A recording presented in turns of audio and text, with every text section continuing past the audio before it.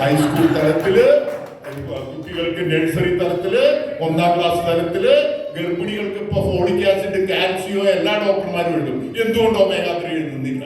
എന്റെ ചോദ്യം അത് എഴുതേണ്ടതാണ്. ഞാൻ എൻ്റെ വീട്ടില് എൻ്റെ 2ാമത്തെ മകള് ഡോക്ടറാണ്, MBBS കഴിഞ്ഞ PG ഒക്കെ ഉള്ള ഡോക്ടറാണ്. അതിന്റെ മോൻ DM കഴിഞ്ഞിട്ടുള്ള ഡോക്ടറാണ്. അവള് ഗർഭിണിയായി, ഈ തവണ ഗർഭിണിയായപ്പോ മുതല് ഞാൻ സിൻസിനോ ഓയിലും ഇതുമെല്ലാം കൊടുത്തു. അവള് പ്രസവിക്കുമ്പോ അവൾക്ക് ആദ്യത്തെ പ്രസവം തന്നെ 1 മാസം മുമ്പാണ് കുട്ടി ജനിച്ചത്. എന്താ വെച്ചാൽ യൂട്രസിനകത്ത് വെള്ളം കുറയും, അപ്പൊ കൊച്ചിന് പെട്ടെന്ന് എടുക്കേണ്ടി വരും. 2ാമത്തെ കുട്ടി വന്നപ്പോൾ ഇത് തന്നെ സംഭവിച്ചു. പക്ഷേ ആ കുട്ടി ജനിച്ചു വന്നപ്പോ 1 മാസം മുമ്പ് വന്ന കുട്ടി 2,350 തൂക്കം ഉണ്ടായിരുന്നു.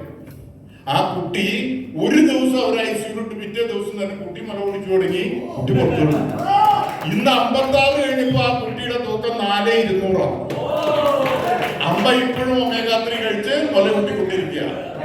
ഒന്ന് ആലോചിച്ച് നോക്കി. അതാ ഞാൻ പറഞ്ഞേ, സിൻസിനോ കമ്പനിക്ക് കിട്ടാത്ത റിസൾട്ട് നമുക്കൂടെ ഉണ്ട്.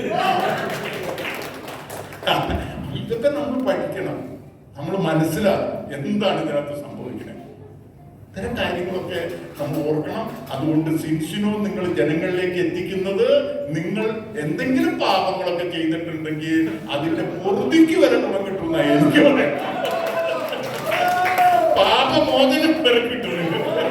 എന്താണെന്ന് ഇത്രയും വലിയൊരു അനുഗ്രഹം നമ്മള് എന്താ പറയാ, നീ നിന്നെ പോലെ നിന്റെ അയൽക്കാരനെ സ്നേഹിക്കാൻ ഇതിൽ കൂടുതൽ വലിയൊരു സ്നേഹവും ഇതിൽ കൂടുതൽ വലിയൊരു കാര്യവും നമുക്ക് ചെയ്യാനില്ല. അതുകൊണ്ട് ചെയ്തു പോയ പാപങ്ങൾക്ക് പൊറുതിയായിട്ട് പോലും ഇത് പരിഗണിക്കപ്പെടുമെന്നാണ് എന്റെ അഭിപ്രായം. ഇത്രയും പറഞ്ഞു.